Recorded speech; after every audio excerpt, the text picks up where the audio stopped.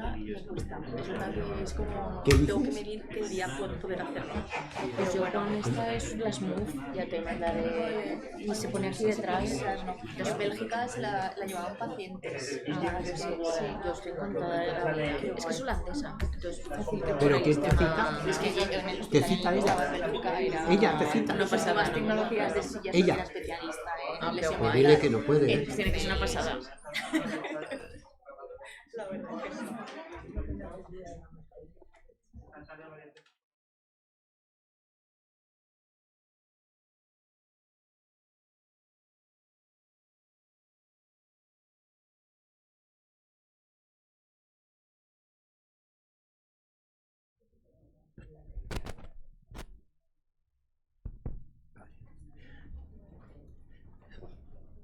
Empieza tú, que estamos en tu Sí, casa.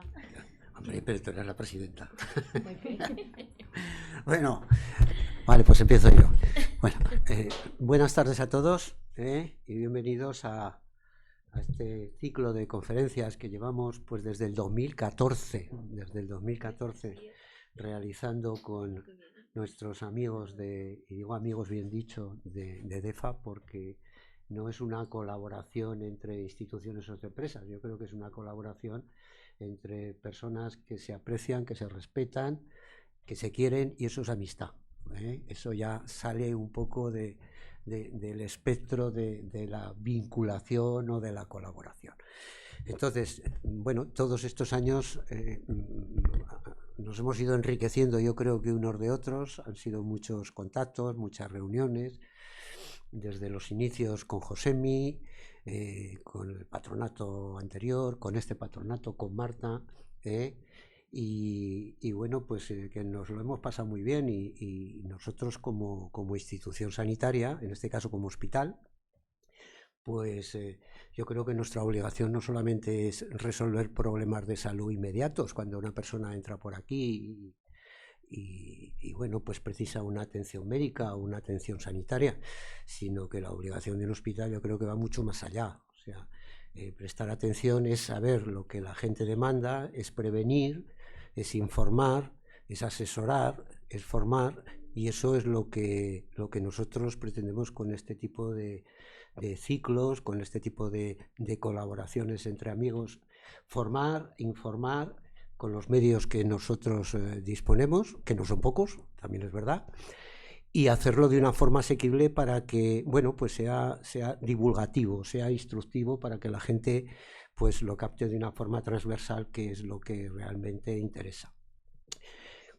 Como institución sanitaria también hay que decir, y es mi obligación, porque además tengo ahora la doble camiseta, es que nosotros pertenecemos a una aseguradora de salud, de servicios de salud, que obedece a un régimen cooperativo, que es ASISA, ¿vale?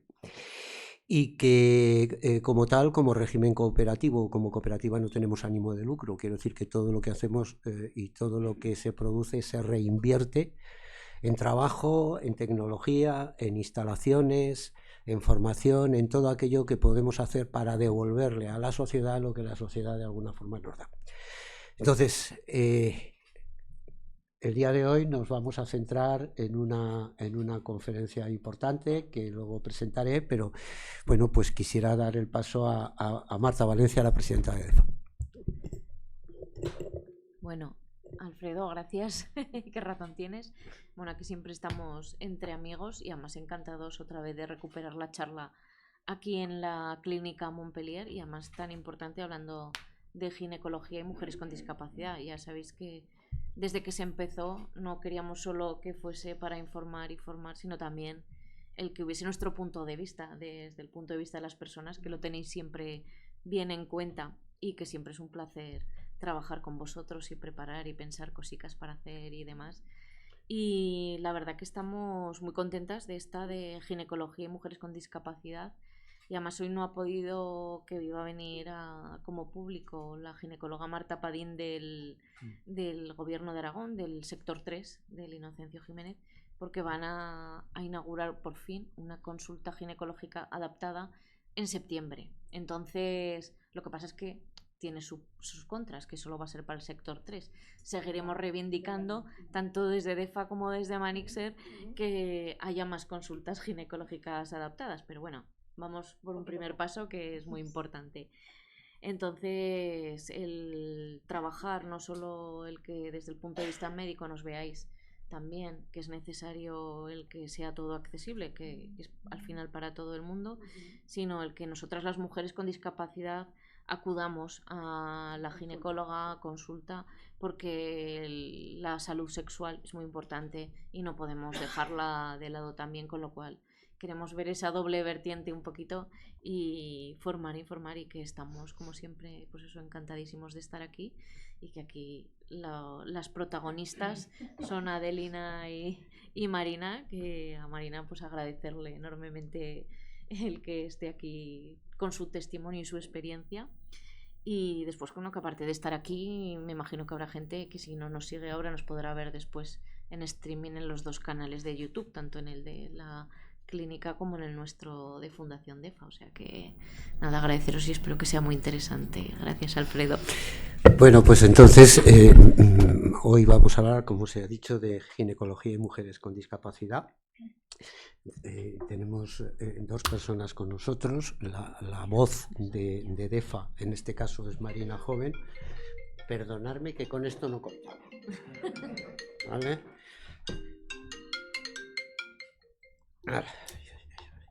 Me llaman de la UCI, pero no es importante. Bueno. Quiero decir que es que porque me devuelven una llamada. Bueno, pues en este caso Marina Joven, que es terapeuta ocupacional, me has dicho, ¿no? Que nos contará su experiencia, y para abrir, digamos, la sesión, pues está con nosotros la doctora Adelina Salazar, hispano-venezolana, ¿vale? ¿De padre o madre? De madre española, padre venezolano. De madre española, padre venezolano. Ella es especialista en ginecología y obstetricia, y luego tiene una parcela que en España no se aborda directamente, que es la materno-fetal y la perinatal, que son estudios y máster y cursos suplementarios que son muy importantes, porque además le da pues una visión bastante más amplia de todo el proceso, ¿no? Entonces, bueno, pues por mi parte nada más, y vosotras adelante, ¿de acuerdo? Venga.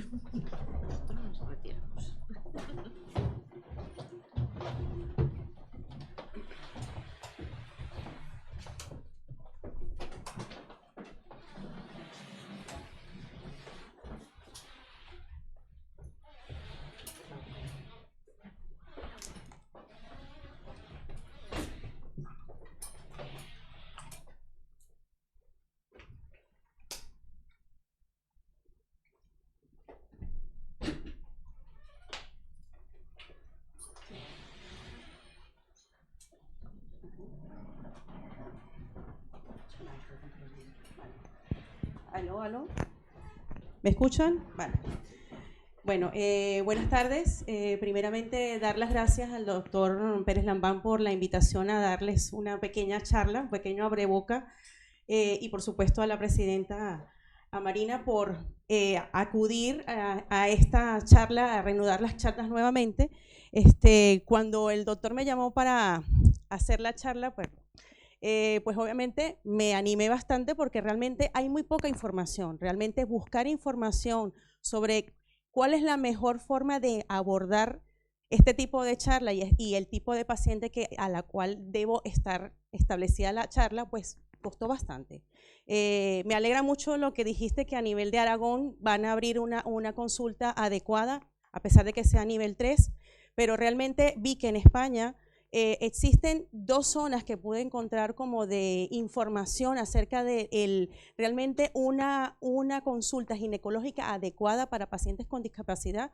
Una está a nivel de Madrid y otra está a nivel de Andalucía. De resto, en España realmente no hay ninguna categorización, ningún plan, ningún protocolo a seguir para manejar pacientes con discapacidad, y realmente es bastante doloroso y vergonzoso al ver las estadísticas que tenemos. Entonces, vamos a ver si poco a poco nosotros con información podemos hacer, mover un poco la fibra y tratar de cambiar esto en algún momento.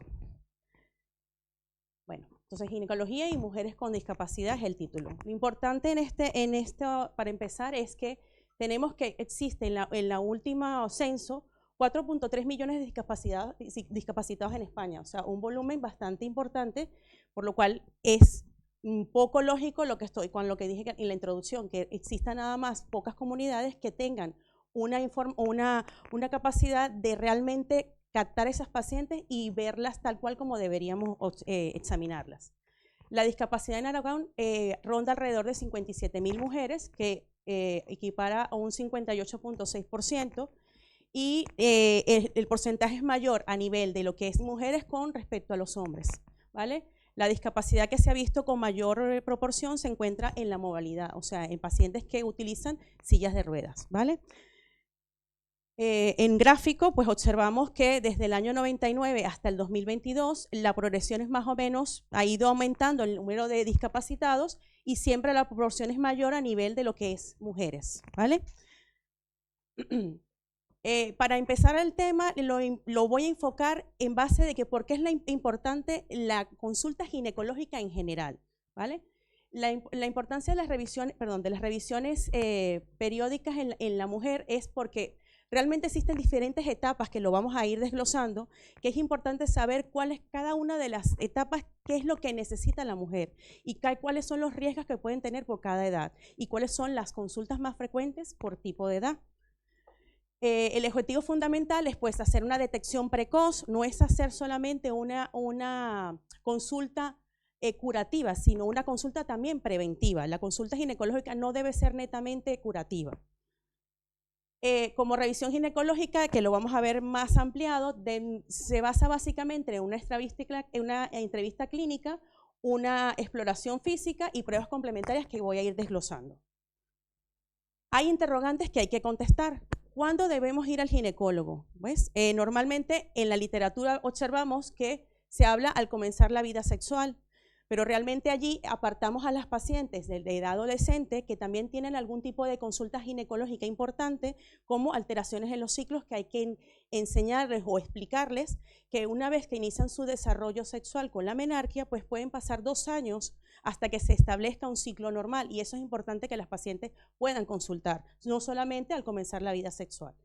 También hay otro momento que es a los 25 años, si no se ha iniciado una vida sexual, es también un momento que deberían tener su primer control ginecológico. Cuando tengan cualquier tipo de síntomas, tipo flujos, que la regla no le venga, menorreas, sangrados anormales, ¿okay? Sangrados entre reglas o que duran mucho tiempo, alteraciones a nivel mamario, que encuentren alguna alteración, algún bulto, y por supuesto, lo más importante de todo es la evaluación anual. Si nosotros vemos los protocolos de ginecología a nivel de lo que es la seguridad social, realmente no se basan en lo que yo estoy explicando, que en la evaluación anual. Ellos, más por la masificación y la cantidad de pacientes que no pueden ver de forma anual, pues ven a las pacientes cada 3 años o cada 5 años la realización de la citología y de la toma del virus del papiloma por la masificación, cuando realmente lo ideal es evaluar a la paciente de forma anual. ¿Okay? Entonces, aquí quiero poner, pues, edad preadolescencia, adolescente, una paciente ya adulta y, por supuesto, las pacientes ya por encima de los 60 años que también deberían seguir viéndose por la consulta ginecológica. ¿Vale? Entonces, vamos a dividir el primer grupo que se debe ver. El primer grupo entre los 15 y 20 años, más o menos. En esta etapa, ¿qué es lo que queremos saber? Exactamente cuándo fue su inicio de regla, cómo son esos ciclos y si existe algún tipo de sintomatología en la cual lo podemos ayudar. Puede haber flujos, no necesariamente hay pacientes en las cuales han iniciado relaciones sexuales a estas edades como otras que no. Entonces, básicamente darles información acerca de lo que podemos ayudarlas en ese momento. En el segundo grupo tenemos a mujeres en edades comprendidas entre 20 y 30 años. Lo importante aquí es explicarles a la mujer la autoexploración mamaria. Es súper importante que la paciente a esta edad se reconozca su tejido y que se palpe realmente para detectar algún tipo de patología que pudiese presentar.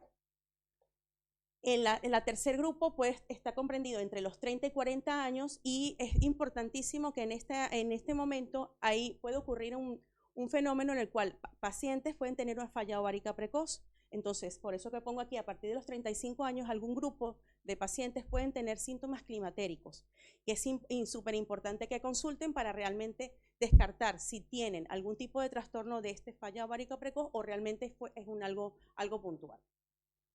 Las mujeres entre 40 y 50 años están en el cuarto grupo y aquí vamos a iniciar el primer estudio imunológico importante, que es la mamografía, ¿de acuerdo? Que es a partir de los 40 años y de forma anual.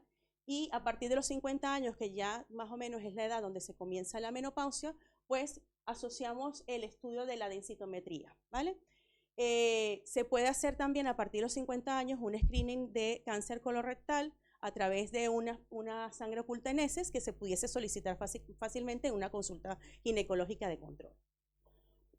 El último grupo ya pacientes mayores de 60 años y no por eso las vamos a olvidar. Estas pacientes también tienen que ir a su control anual, ¿vale? Es importante en este tipo de pacientes también buscar otros riesgos que pueden ser que sea la única consulta que la paciente vaya de forma anual. Entonces buscar realmente si sufre de hipertensión y captarla y poderla derivar a cardiología, o si sufre de algún tipo de patología de diabetes o alguna cosa que nosotros podamos captar durante la consulta, que sea mejor que tratar de englobarle todo, porque hay pacientes que realmente no acuden a otros centros, sino realmente van al ginecólogo por alguna patología y captamos otros tipos de patologías que no son ginecológicas. Lo importante para todas las pacientes incluidas es no solamente fomentarles o explicarles todo lo que tiene que ver en la ginecología, sino también el hecho de unos buenos hábitos alimenticios, de prácticas deportivas que también nos pueden ayudar a todo lo que es el ritmo de vida, ¿vale? ¿Qué es importante en la evaluación ginecológica? Pues obviamente una historia clínica donde el médico pues pregunta exactamente todos los antecedentes importantes de la paciente, no solamente ginecológicos, sino antecedentes personales que nos pueden ir ayudando al motivo de consulta que tiene la paciente, ¿vale? El motivo de consulta puede ser control ginecológico habitual o como una patología en sí que nosotros con la anamnesis, con el interrogatorio, nosotros podemos tener como una especie de primer diagnóstico para poder saber qué otras herramientas tenemos que utilizar para dar el diagnóstico certero. Entre el examen físico tenemos súper importante pues la exploración mamaria, la palpación abdominal, la exploración ginecológica que incluye la toma de una citología, la toma del virus del papiloma si no lo tiene de forma reciente, si es la primera vez que acude a la consulta, pues se toma el virus del papiloma, y la exploración bimanual, ¿vale? Es verificar exactamente qué posición tiene el útero, si existe algún tipo de masa, si existe algo que nos puede ayudar en el diagnóstico. Y por supuesto, generalmente en las consultas ginecológicas contamos con un ecosonograma que lo podemos hacer de forma abdominal o transabdominal, va a depender exactamente si la paciente es una paciente que ha tenido relaciones sexuales, le podemos hacer un transvaginal, o si no ha tenido relaciones sexuales, una paciente adolescente, pues podemos hacer una exploración abdominal y podemos ver sus órganos ginecológicos, ¿vale? Entonces, aquí tenemos un diagrama de cómo se toma la citología con un espéculo, con un hisopo, tomamos muestra a nivel de endocervix y exocervix y eso se manda a patología. La citología es un estudio muy inocuo y debería realizarse de forma anual en toda paciente que es sexualmente activa. La evaluación de la ecografía transvaginal con una sonda vaginal, donde nosotros observamos pues útero, ovarios, trombas, si realmente las tenemos que ver si hay en algún tipo de patología, pero normalmente no las observamos, o a través de la vía abdominal, pero necesitamos que haya una planificación de la vejiga para poder ver exactamente esos órganos. ¿Qué otras pruebas tenemos? Pues tenemos la ecografía mamaria. Si es una paciente menor de 40 años que tiene alguna patología mamaria, pues normalmente derivamos directamente a hacer la realización de una ecografía. La mamografía, que es el estudio estándar, el gold estándar para la pesquisa del cáncer de mama a partir de los 40 años. O la podemos bajar 5 años si existe algún riesgo familiar de un cáncer de una paciente mucho más joven. Es decir, si madre, o sea, generalmente tomamos la línea materna, si madre o hermana han tenido cáncer alrededor de los 40 años, pues la primera pesquisa la hacemos a los 35 años. La densitometría ósea, que la hacemos en el momento de la menopausia para verificar exactamente la densidad ósea. Por supuesto, es súper importante pedir analíticas dependiendo de la edad y lo que estamos buscando en la paciente, y otras pruebas que nosotros complementariamente pudiésemos hacer es la colposcopia y la histeroscopia. Aquí tenemos un fotograma de una mamografía, ¿vale? Una densitometría, la colposcopia que la podemos hacer en la consulta, que no es más que una lámpara de gran aumento, donde cuando nosotros tenemos una citología que está alterada con alguna patología que queremos observar realmente si hay cambios en ese cuello, pues observamos con esa lámpara de gran aumento y de acuerdo a las tinciones que colocamos, que es ácido acético y lugol, pues si hay alguna variación tomamos una biopsia y la mandamos a anatomía patológica. Y como último tenemos el histeroscopio, que no es más que una endoscopia de la vía genital, o sea del útero, de la cavidad uterina, donde podemos observar exactamente si hay algún tipo de patología a nivel endometrial o que está comprometiendo tanto el músculo uterino y que penetra a la cavidad endometrial, y podemos descartar patologías y tomamos muestras. Inclusive puede ser de, digamos, diagnóstico y tratamiento dependiendo del tipo de patología que tenga la paciente. Esto es súper importante. 1 de cada 3 mujeres con discapacidad, bueno, aquí dice intelectual o de desarrollo, pero realmente de discapacidad en general, no ha ido nunca a una consulta ginecológica, y esto es realmente cierto. Esto no es algo que lo encontré y mira, lo voy a poner, no, realmente esto es cierto. ¿Cuáles son las causas? Pues miedo o vergüenza, que realmente miedo y vergüenza generalmente lo podemos tener también en pacientes que no sean con discapacidad, ¿vale? Que no se lo permiten, que no lo necesita porque no tiene ningún síntoma y no sabe que visitar al ginecólogo no solamente es porque tenga algún tipo de patología, que no la deriva a la atención primaria o que hay ausencia de recursos adecuados. Yo creo que una de las más importantes es la ausencia de recursos adecuados. Realmente uno de los primeros choques que puede tener una paciente con discapacidad es que cuando llega al centro donde la van a atender, pues obviamente lo primero que se encuentra es una imagen que les voy a colocar ahorita, que ya les hace como que, yo aquí como que no me van a poder ver. La camilla ginecológica. Camilla ginecológica, que es la normal que podemos obtener en cualquier consulta ginecológica, es un gran fallo para pacientes con discapacidad. ¿Por qué? Porque realmente no tenemos ninguna, o sea, tenemos la consulta con la camilla ginecológica y no tenemos ningún arma como para poderla ayudar a colocarse en la camilla. Es decir, que pueda ser de estas camillas que son modernas, que tienen para subir y bajar, esa es una, o que tenemos la posibilidad de esta mesa ginecológica, pero que tengamos algún artefacto o algún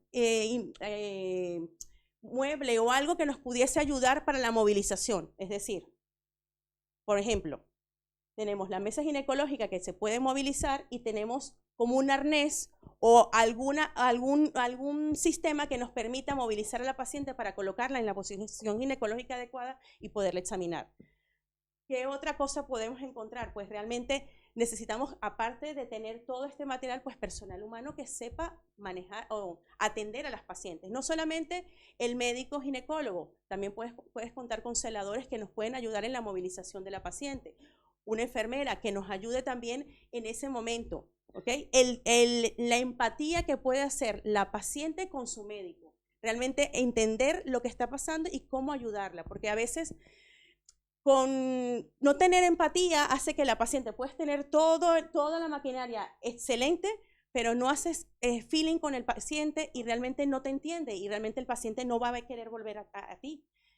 O no sabes entender exactamente lo que está pasando en lo que ella está sintiendo, que la quieres ayudar y realmente no la estás ayudando porque sientes que como que la persona la quieres ayudar para poder subirla a la camilla, pero más bien ella se siente como que más bien no es una ayuda. Entonces es realmente bien incómodo y si no logramos realmente que tenga todas las condiciones adecuadas, pues la consulta ginecológica no va a ser realmente del todo adecuada. ¿Cuáles son las consultas más frecuentes con la discapacidad? Realmente pueden ser iguales, no necesariamente por el hecho de la discapacidad tienes síntomas distintos a una paciente ginecológica normal, ¿vale? La paciente pueden tener más comunes infecciones vulvovaginales e urinarias, realmente. ¿Por qué? Porque el hecho de que está una paciente en silla de ruedas, pues realmente tienes mayor aumento de temperatura en las partes ginecológicas, cambios de pH genital y realmente eso puede influir en infecciones de tipo genitourinarias más comunes que en pacientes que no son con discapacidad. ¿Cuáles son síntomas más comunes? Pues que pueden presentar estas pacientes: picazón, ardor al orinar, ardor interno o una secreción extraña, ¿vale? Básicamente lo mismo. Los flujos. Es importante saber cuándo es un tipo de flujo que es anormal, pero realmente eso lo podemos nosotros conversar en la consulta. Un flujo incoloro que no tiene ningún olor, no hay cambios, o sea, por supuesto es transparente, es un flujo completamente normal en la paciente. Flujos ya blancos, grisáceos, verdes, espumosos, con sangre, pues obviamente son flujos patológicos que deben ser vistos y deben ser tratados. ¿De acuerdo? Existen varias infecciones como son vaginosis bacteriana, tricomoniasis, candidiasis, vaginitis inflamatoria descamativa o vaginitis atrófica. Esto dependiendo realmente de la edad de la paciente y de la patología que ella demuestre. La vaginitis atrófica es más común en pacientes menopáusicas, ¿vale? Pero por lo menos en la vaginosis bacteriana la paciente consulta por un flujo de mal olor. Ella dice, oye, huelo muy mal, huelo a pescado. Es el olor típico que produce este tipo de leucorrea, que ellas piensan que realmente el olor lo huele otra persona que está al lado, que realmente no es así. Es un flujo blanco, grisáceo, que realmente le molesta, que inclusive con las relaciones sexuales se nota el mal olor y con la regla también. Entonces es un diagnóstico que es fácil para el médico realizarlo, que no necesitamos una citología para dar el diagnóstico y podemos poner tratamiento inmediatamente que ella consulte con este tipo de flujos. En el caso de las tricomoniasis es más una enfermedad o un tipo de flujo relacionado con una ETS, ¿ok? Realmente es un flujo que es verdoso, que sí se diagnostica básicamente o por un cultivo o por una citología donde se vea el parásito que causa esta ETS, y hay que poner tratamiento tanto para la paciente que estamos diagnosticando como para su pareja, ¿vale? La candidiasis, digamos, es la más común. Es la más común y es la que tiene que ver con los cambios de pH vaginal. La Candida albicans vive con nosotros en vagina, pero cuando tenemos un cambio de pH vaginal, ella se pone agresiva, o cuando tomamos un tipo de antibiótico que también modifica nuestro pH, pues realmente se pone agresiva y nos da el típico flujo que es como leche cortada, blanco, grumoso, que pica mucho y molesta, ¿vale? También este tipo de infecciones de la candidiasis en otro tipo de pacientes en la esfera ginecológica, cuando vemos una paciente mayor, pues también podemos sospechar que si la paciente no tiene ningún factor otro de riesgo, pudiésemos sospechar que tiene una diabetes. Pacientes diabéticas que tienen el azúcar elevado, pues tienen un caldo de cultivo para que la cándida también esté allí, ¿vale? Básicamente el tratamiento se pone a las pacientes solamente, no es una ETS, y hay que diferenciar realmente si la candidiasis es recurrente o realmente es una sola vez que le ha ocurrido, porque hay Candidas albicans que son realmente bastante persistentes y hay que poner tratamiento de larga data. La vaginitis inflamatoria descamativa sería ya un diagnóstico diferencial de este tipo de infecciones que les estoy mostrando, que son las más características. Igualmente, la vaginitis atrófica, pues obviamente tengo que tener enfrente a una paciente desde el punto de vista menopáusico, que a pesar de que también puede estar cualquiera de estos agentes, pues también tengo que hacer diagnóstico diferencial con este tipo de patología y no se manejan con antibióticos. Les voy a traer, pues, ¿qué tengo que hacer yo para evitar este tipo de infecciones que son las más comunes? Pues, lo importante, si utilizamos o vamos a piscinas o playas, lo ideal es que nuestro traje de baño, nuestro bañador, pues lo cambiemos o nos sequemos adecuadamente para evitar que la cándida pudiese estar presente. Utilizar una toalla específica para la persona, es decir, que su toalla sea para ella solamente, no sea que sea compartida con otras personas. El uso de ropa interior de algodón es súper importante. El algodón se ha visto que no es tan propenso como otro tipo de telas, no aumenta la temperatura. Igualmente el uso de ropa que no sea tan ajustada también hace que disminuyamos por lo menos el hecho de que tengamos más propensión a infecciones. el cambio del tampón o una toalla sanitaria por lo menos antes de las 4 horas, que hacen también que sean propensos a que aumentemos la temperatura. Evitar el uso del salva-slip, que realmente es mal uso de este tipo de toalla sanitaria o de cobertor, porque realmente lo que hace es también aumentar el pH vaginal, solamente utilizarlo en el momento que tengamos la descarga de la regla, porque si lo usamos diariamente, pues estamos siendo propensos a que cambiemos nuestro pH, cambiemos nuestra flora vaginal normal y realmente lo que contengamos es que tengamos infecciones a repetición. El uso de jabones adecuados, preferiblemente jabones neutros, no jabones con olores. El rasurado pues, de la zona íntima realmente no es tan recomendable porque también somos más propensos a que nos entren otro tipo de organismos por el microtraumatismo que hace lo que es el hecho de rasurarse.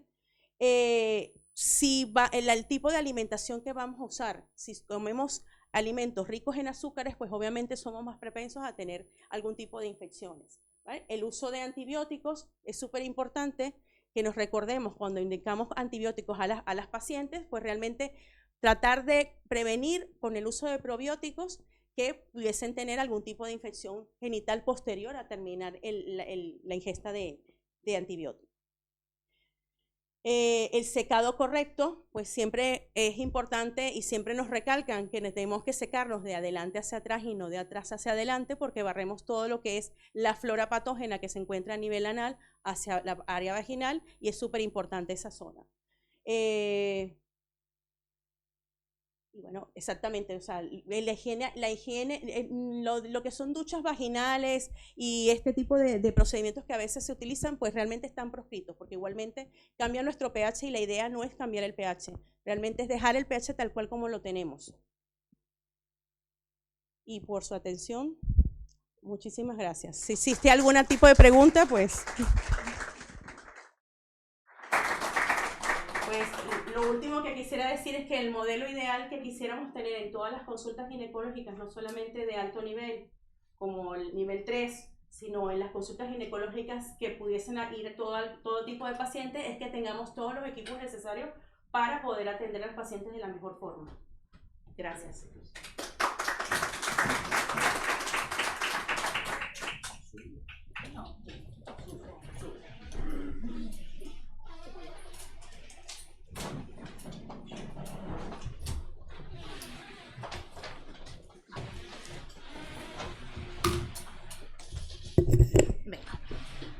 Sí, perfecto. Listo. Bueno, buenas tardes. Gracias por todo lo que nos has explicado y bueno, gracias tanto a Montpellier como a Marta por invitarme aquí y permitirme poder compartir con vosotros pues diferentes puntos de vista y barreras, ¿no? Que como además has comentado es muy difícil encontrar según qué tipo de documentación o intervenciones especializados en discapacidad, porque por desgracia pues no se nos ha tenido en cuenta, ¿no? A lo largo de la historia, sí, claro, pero tenemos que ir avanzando y romper un montón de barreras aún, ¿no? Y aún queda mucho para lograr esa inclusión por la que muchos de los que estamos aquí luchamos, ¿no? Me gustaría presentarme para que entendáis un poco toda la información que os voy a traer así un poco dispersa, pero bueno, soy Marina Joven, soy voluntaria en Fundación DEFA desde hace un montón de años en actividades de sensibilización tan importantes, ¿no? Para romper esas barreras. Soy una mujer joven, tengo 28 años, ¿no? Y soy terapeuta ocupacional y bueno, pues esos profesionales no sociosanitarios que acompañamos a las personas para que tengan autonomía en su día a día. Yo siempre que puedo meto ahí la cuña publicitaria porque a veces somos grandes desconocidos y creo que podríamos estar trabajando en equipo acompañando a mujeres y a personas, ¿no? con discapacidad en todos los servicios y que tenemos que seguir ahí avanzando también territorio.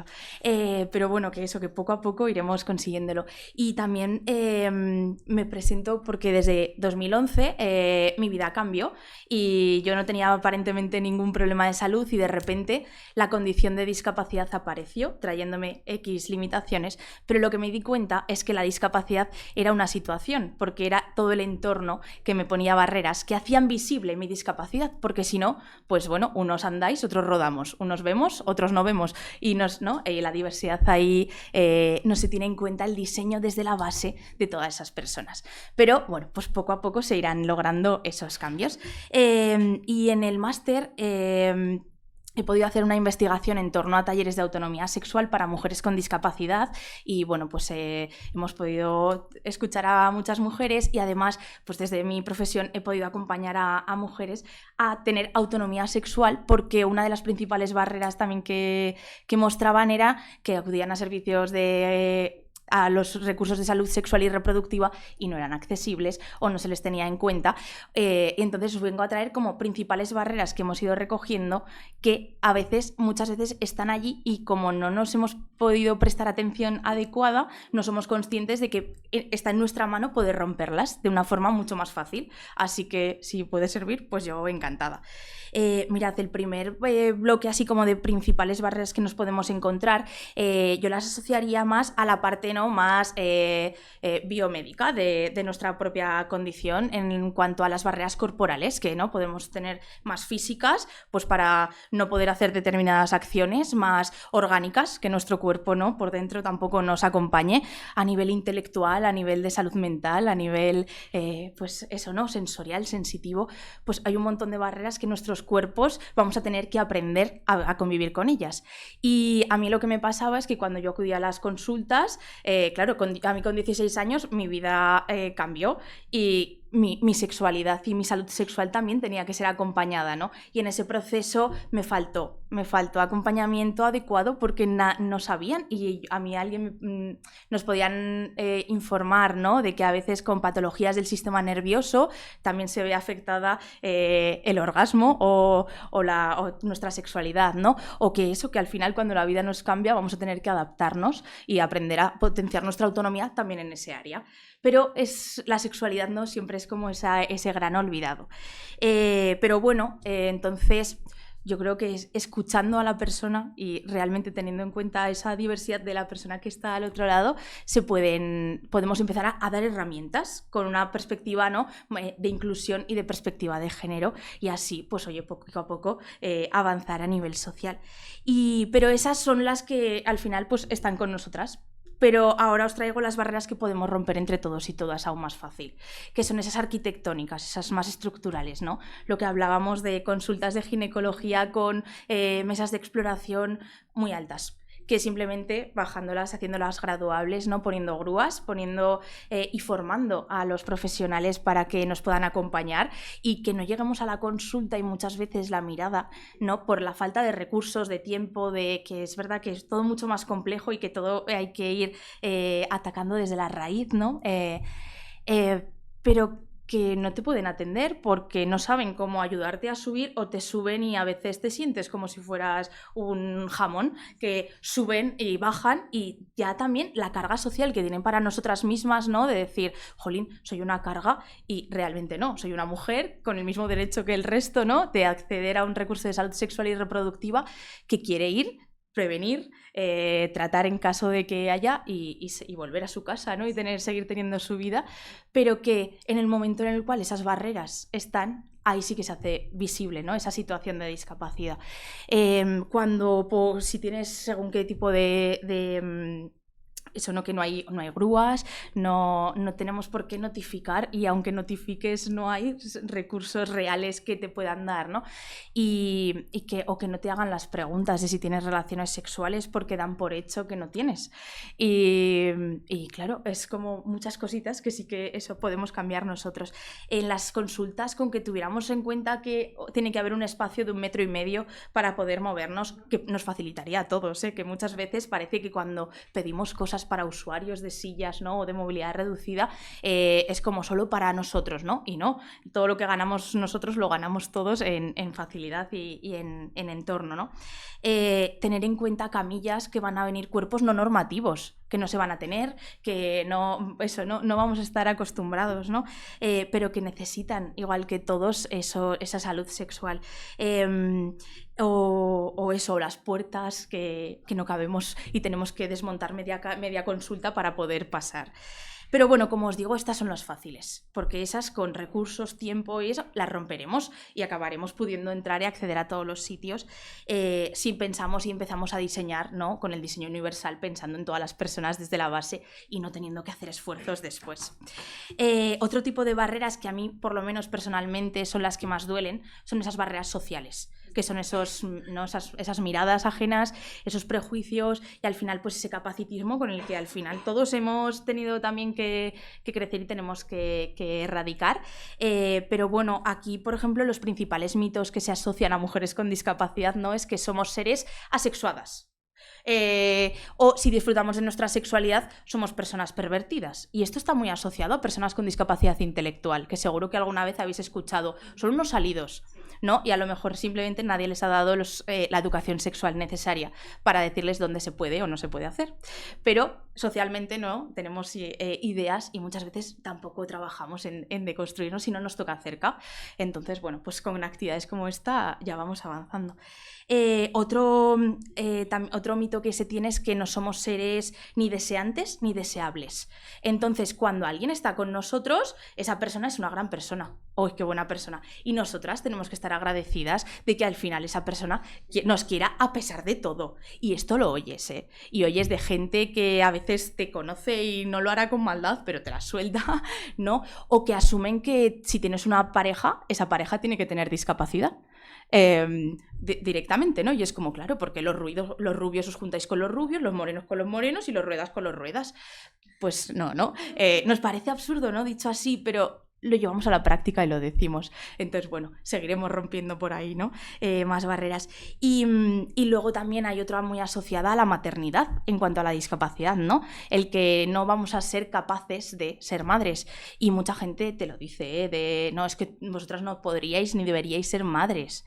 Es como, ¿cómo que no? Primero, también, ¿no? Si no podemos acceder a según qué recursos, se nos va a complicar.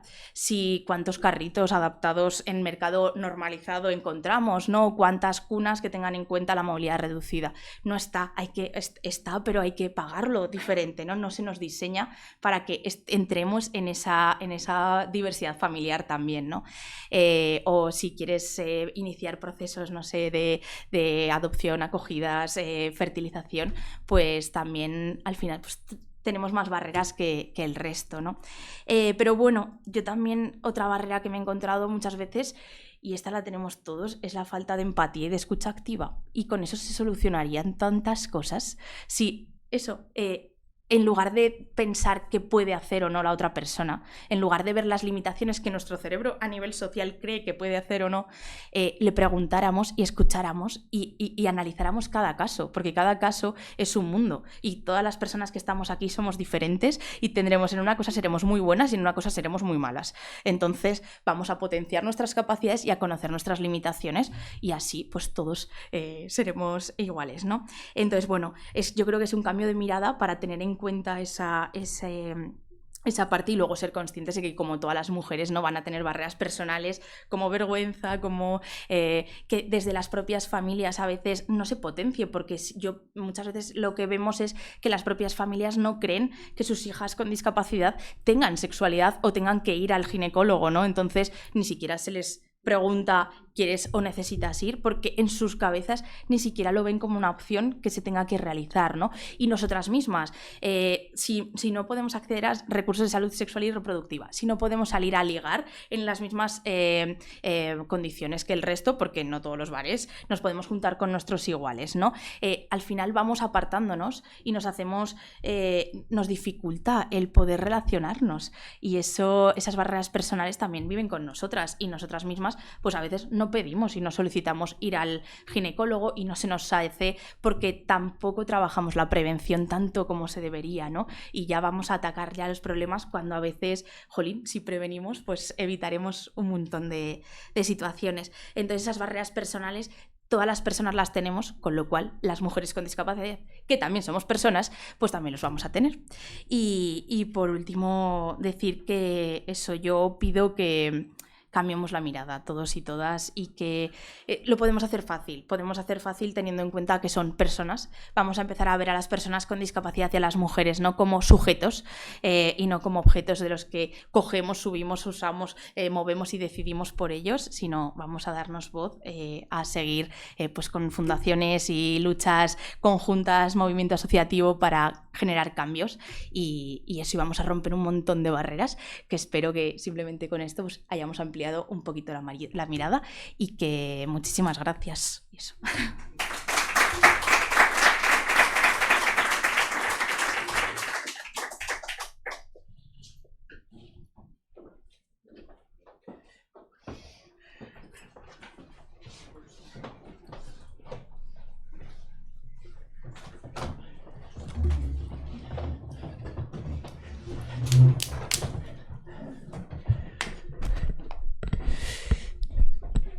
Bueno, pues la verdad es que ha sido interesantísimo y a Adelina le preguntaremos algo y yo tengo que decir de Marina que no la conocía, nunca la había visto así a Marina. Sí que te había visto, pero no te había visto en plena embajada, porque lo tuyo es una embajada, eres una embajadora. O sea, no me cabe ninguna duda.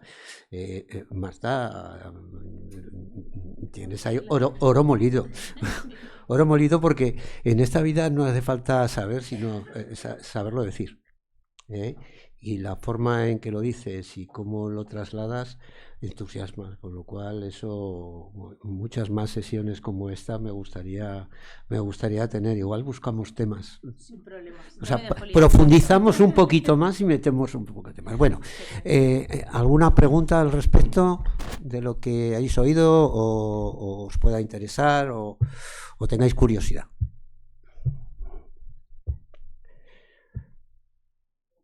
No hay preguntas. Vale. Claro, Adelina. Yo le voy a hacer a Adelina una pregunta, pero una pregunta que lo digo porque me lo trasladaron a mí y me dejaron descolocado. Hay cosas que no es.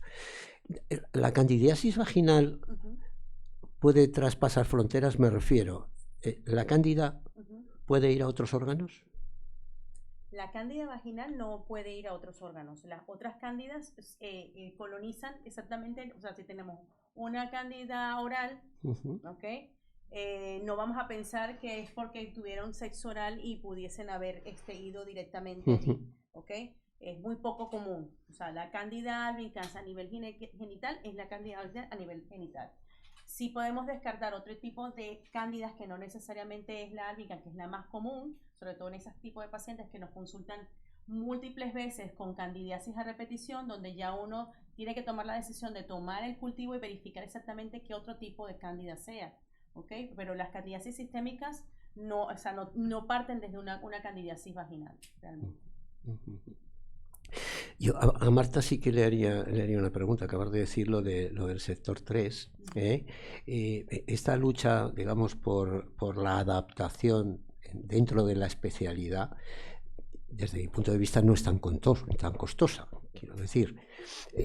¿A qué crees que se debe? Porque, claro, estamos hablando de que si estamos pagando, desde el punto de vista público, por una hora extra, 80 euros, que bien, vale, sabemos que nos faltan médicos a todos y que podemos tener algún problema y eso, pero no lo veo tan costoso. ¿A qué se debe eso? Pues yo creo que es a la creencia de que no hace falta. Entonces, como no somos objeto de que podamos ser pacientes de prevención del ámbito de la salud sexual y reproductiva, no se plantea. Ahí lo ha dicho bien la doctora Salazar. Andalucía ha sido pionera y es la más completa que hay en la comunidad autónoma. Sí, con la accesibilidad y formación a los profesionales y demás. Y en Madrid también, pero en los demás no. Y lo llevamos reivindicando tanto a Manixer, la Asociación de Mujeres con Discapacidad aquí de Aragón, como DEFA, muchísimos años. Y estos 4 años, la verdad que hemos tenido la pandemia entre medio, porque el proyecto que querían hacer la consulta ginecológica accesible venía ya desde antes de la pandemia, pero ahí nos truncó todo, y además pensando en que se pudiese acceder todas las mujeres con discapacidad, pero nos hemos encontrado esta handicap de que solo va a ser para el sector 3, pero bueno, es un primer paso. Ahora seguiremos trabajando para que esté en el sector 1, en el 2, en la sanidad privada también, para que podamos elegir dónde queremos ir, que también es fundamental. Y yo creo que es porque se piensa que no somos objeto de esta medicina. Porque, por ejemplo, los mamógrafos sí que los van haciendo ya accesibles. Las cuestiones de rayos X también, pero las camillas, que además yo creo que no son tan costosas, nos sirven para No, todos. por eso te lo decía, Para porque consulta no es... ginecológica, para urgencias, nos pueden servir para cualquier cosa. Muy bien. ¿Nadie quiere preguntar nada más? ¿Para cuánta gente hay? ¿Para cuántas personas, mujeres, crees que está destinada esta consulta? Lo digo porque no sé si mientras, digamos, realiza las demás, las fabrican, podrían haber algún método de organización para que deriven personas a esta consulta. No sé si ya con las mujeres que hay en el sector 3 ya está copado, digamos, la capacidad. Por organizarse la consulta esta, me refiero. No creo que no lo saben ni ellas, o sea, no se sabe, porque como decía Marina, es que normalmente no vamos, o la doctora Salazar, no vamos. Entonces no se sabe, hasta que no se genera el recurso accesible será cuando se vea. Entonces nos dijeron que iban a empezar con 2 viernes al mes para empezar a ver cómo va la cuestión, porque será una derivación habitual como cualquier otra mujer, o a través de atención primaria o de urgencias o del especialista, que eso. Entonces habrá que ir viendo un poco cómo ver. Nosotras seguiremos ahí viendo cómo va, porque si no se cubre lo suficiente de decir, bueno, y no se puede derivar. Esto de que por áreas tengamos servicios diferentes no es nada justo. Entonces, bueno, pues por lo que nos dijeron no sabían muy bien si iba a haber una avalancha tanto de mujeres como que pudiese no haber al principio ninguna. Entonces, por eso es tan importante visibilizarlo, difundirlo, y que vayamos al ginecólogo, a la ginecóloga, y que lo vayamos reivindicando en el resto de servicios públicos y privados para poder acudir. Ya, pero esto para las dos, o sea, el acceso a la primaria es común para todo el mundo, quiero decir, y el facultativo de primaria no os recomienda, no os insiste. Tampoco. No. ¿Tampoco? No, porque si no acabaríamos yendo, yo creo. Sí. Por eso digo, quiero decir que es que quien tiene que hacer una labor de prevención en este caso es el de primaria, que tiene que decir, oye, que tú eres mujer, eres sexo femenino. Sí, ¿no? Que eso es lo principal y que siempre vamos reivindicando, que somos mujeres, lo primero de todo. Entonces, en las cosas específicas de mujeres tenemos que acceder a los recursos comunitarios igual que el resto de mujeres. A ninguna mujer se le discute el derecho a ser madre, excepto a las mujeres con discapacidad. Pues eso nos pasa un poquito en esto, que hay que visibilizarlo y también trabajar con la medicina de atención primaria para que deriven. Yo, por ejemplo, en mi caso he sido yo la que lo he pedido, porque la médico de atención primaria que tenía no me había derivado. Bueno, pues esperemos que estas charlas, estas sesiones sirvan para eso. Yo os animo a que digáis en qué queréis profundizar y continuamos con ello, porque desde luego tirón va a tener. Seguro que sí. Seguro que sí. Por campo que poder explorar, creo que en el mundo, en todo, ¿no? Que falta mucho aún, pero que en el mundo de la discapacidad falta mucha educación y sensibilización, a veces a profesionales, que quiero decir, desde las propias universidades, desde todos los sitios, que todos sepamos tratar adecuadamente a personas con discapacidad, que en realidad no es otra cosa que saber tratar a personas. Totalmente. O sea, pero que muchas veces se nos olvida, y por esas barreras sociales que comentábamos, ¿no? Que no nos colapsamos y es como voy a tratar pues como si fuera una persona, pero nos complicamos como humanos. Sí. Bueno, pues esperemos que el granito que hemos puesto aquí. ¿Alguna pregunta más? A ver, Alejandro. ¿Sí? Y allí también.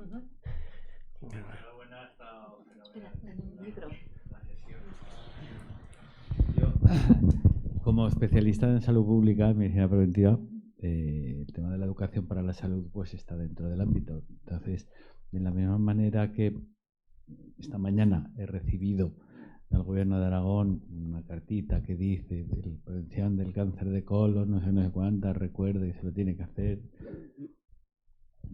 se ha solicitado al Gobierno de Aragón que al colectivo se le recuerde la necesidad no solo en ginecología, sino de acudir al médico general para que actúe y haga lo que tiene que hacer y es su obligación, porque interpreto que un plan del Gobierno de Aragón no hay para paliar estas carencias. No, nada. Vamos pidiendo sobre la marcha. Pero bueno, el pedir lo que es sobre el plan de prevención me parece muy buena idea. Yo me lo apunto. Pues sí. Es que es fundamental. Lo primero que hay que estar es informado de tus derechos y no tus derechos, tus necesidades. Yo no los conozco, pues no serán nunca una necesidad. Enhorabuena.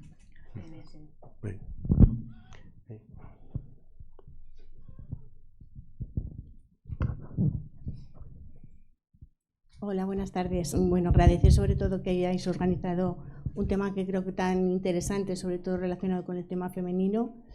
Y quizás yo en primera persona puedo hablar un poquito de todo. Es cierto que a nivel de atención primaria no se suele derivar. De hecho, yo he tenido que hacer peticiones desde lo que es hacer el test en heces, de mamografías y derivación a ginecología. Pero aparte de todo esto, que creo que es importante tener una accesibilidad en todo lo que es de barreras arquitectónicas, yo también añadiría que muchas veces evidentemente cuando un doctor su función es ginecológica, no tiene por qué saber de otras materias, pero sí que es verdad que cuando tú vas a un ginecólogo con unas determinadas características físicas, a él se le abre un mundo totalmente desconocido. Es decir, estamos hablando de hacer unas exploraciones que una persona que tiene una espasticidad muy importante son prácticamente muy difíciles y que un ginecólogo no sabe cómo enfrentarse a ellas. Y yo creo que también es normal porque no es su profesión. Pero creo que también debería haber una formación un tanto específica o un equipo de diferentes profesionales que conozcan el tema de la discapacidad en todas sus vertientes. Porque eso ayudaría mucho a que personas con una determinada discapacidad, muchas veces ya no son miedos, sino es la sensación de decir, es que voy ahí y no sabe enfrentarse a determinadas características físicas que tiene una persona con discapacidad. Y cuando hablamos de una discapacidad determinada, dentro de esa misma discapacidad, cada persona es un mundo. Entonces, a mí también me parece que sería importante hacer un poco de hincapié en todas estas características que a veces son importantes. Las barreras físicas son importantes, pero también tener un punto de empatía y de profesionalidad creo que es más que necesario. Hombre, vamos a ver, el tema de la empatía, eso tiene que ir íntimamente relacionado con el ejercicio de la profesión. El que se dedica al área sanitaria lo primero que tiene que tener es empatía. Empatía hacia la otra persona que tiene allí. Entonces, probablemente a lo mejor a nivel social, porque somos al final producto de la sociedad, quiero decir, lo que hay en este momento está íntimamente relacionado con las características de la sociedad que tenemos en este momento. Probablemente haya que profundizar a nivel social mucho, y no solamente a nivel profesional, sino a nivel social mucho en ese sentido. Estoy de acuerdo contigo. Yo, si me permites un apunte, ¿no? Creo que... Sí. Yo soy profesora en la Universidad de Zaragoza, ¿no? Y hablando con muchos compañeros de toda esta parte, ¿no? De cómo abordamos lo sociosanitario o lo sanitario, sí que es verdad que en población con discapacidad se ve mucho que, pese a que, por supuesto, todo depende de cada persona y cada persona va a marcar la diferencia y no hay que generalizar, pero por desgracia sí que muchos médicos siguen anclados en un modelo muy biomédico, donde realmente la discapacidad es como tiene un peso mayor sobre la propia persona, y es verdad que actualmente estamos en un modelo mucho más social, donde la discapacidad no tiene que estar sobre la persona, sino que todos como entorno, ¿no? Generamos esa situación, y que no sé si por ese, el estar entre modelos o el no saber aplicar el modelo social con las herramientas que desde la consulta muchas veces se os dan, al final lo que ocurre es que ante el desconocimiento o ante el no saber hacer o preguntar y decir, pues hoy sea hasta aquí, pero voy a investigar o voy a preguntar a terapeutas ocupacionales, fisiopsicólogos, ¿no? Pues un montón de profesionales que estamos alrededor y así poder facilitar todo. Pero es verdad que por desgracia sigue habiendo esas miradas sociales también en la parte biomédica, pero que bueno, que con actividades como estas, pues poco a poco vamos cambiándolo, claro, está claro, ¿no? Mover el mundo. Eso iba a decir, que con las charlas con vosotros no solo es para información a la sociedad en general, sino a vuestros profesionales o a otros profesionales que puedan venir y que vean. Por eso es tan importante siempre con la charla el que no solo está el punto de vista profesional, está el punto de vista personal como pacientes de lo que nos suele pasar para aprender y que nadie sabe de todo, es imposible. Con lo cual hay que reconocerlo y decir, pues mira, no se me había ocurrido, no me había pasado. Y ya está, pero ni miedo ni que no mordemos tampoco. La humildad profesional.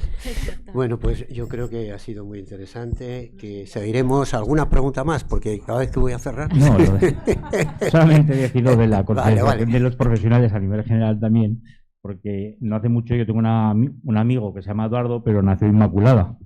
Era inmaculada y ahora es Eduardo y tiene que hacer, por supuesto, sus revisiones. Y la enfermera hace poco salió y le dijo, Eduardo, usted se ha confundido, está en su consulta. Y siquiera así, porque las revisiones las tenía que hacer de todas maneras, aunque ahora sea Eduardo, que nació inmaculado. Por eso la concienciación también de los profesionales a la hora de trabajar, pues a mi amigo no le sentó muy bien que le dijesen que se haya confundido de consulta. Y no me extraña que le tuvo que sentar bastante mal. Sí. Lo que pasa es que eso sí que tiene, lo digo porque voy a comentar una anécdota, y esto me pasó el primer año de llegar aquí, y no voy a decir quién era, pero hubo una incidencia en una consulta de oftalmología fuera de la clínica, pero era de un profesional que para una cirugía de cataratas, y era algo parecido. Y yo me enteré porque a mí me llamó el consejero. O sea, entre el incidente y que yo me enterara, no habían pasado ni 3/4 de hora. Quiero decir, el incidente que se produjo allí se trasladó a otro sitio, yo no sé si como un ventilador, pero sí que puedo llegar, que llegó al consejero, y el consejero me llamó personalmente para preguntarme, Alfredo, ¿qué ha ocurrido? Y entonces indagué para eso. O sea, quiero decir que ese tipo de situaciones lo que no deben de hacer es quedarse en la nada, sino que hay que trasladarlas, hay que moverlas. Y si las movemos, pues lógicamente las personas que están o son responsables de eso, pues pondrán los remedios oportunos. ¿De acuerdo? ¿Alguna pregunta más? Hola, buenas tardes. Soy Mónica Iglesias, soy gerente de la Fundación Aspace Zaragoza. Tomo la palabra para agradeceros primero inmensamente esta mesa, porque nosotros en Aspace tenemos actualmente 86 usuarios con parálisis cerebral gravemente afectados, y siempre ha habido dos temas de salud que nos han importado mucho, además de las patologías de salud que ellos tienen asociados por el hecho de tener parálisis cerebral. Además se añadían dos temas que no había una prevención. Uno era el ginecológico, que sobre todo mi compañera Carolina siempre ha estado muy pendiente de ese tema y nos importaba mucho, ¿no?, la prevención, porque hemos vivido, por desgracia, que por no haber habido una prevención ginecológica nos hemos encontrado con temas más extremos y ya no ha habido solución. Otro ha sido la salud bucodental, también tan importante, ¿no? Entonces, las dos cosas que parten mucho de esa prevención que cualquier persona tenemos de manera natural, y que muchas veces en la discapacidad o en la parálisis cerebral no se da muchas veces por la espasticidad que presentan y se van dejando realmente las graves secuelas de salud que a ellos les dejan. Dolores, nosotros tenemos muchos casos de reglas muy duras, de que lo pasan fatal y que esas semanas están pues mucho más alteradas y que hay que estar con la farmacología y regulándoles constantemente. Entonces, bueno, quiero agradeceros inmensamente abrir estos cauces, que ya en el sector 3 se pueda disponer de esa accesibilidad, y que que esto continúe, ¿no? Seguiremos para que continúe y para que las personas con discapacidad y en mi sector con parálisis cerebral puedan tener un acceso preventivo, sobre todo a la salud ginecológica. Muchas gracias. Muchas gracias. Bueno, pues cierras, Marta. Sí, yo he abierto, tú cierras.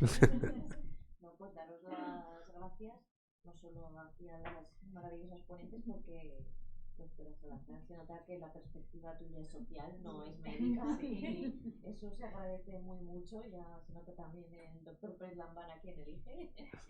Y bueno, agradeceros a todos y todas que... Ah, no sé.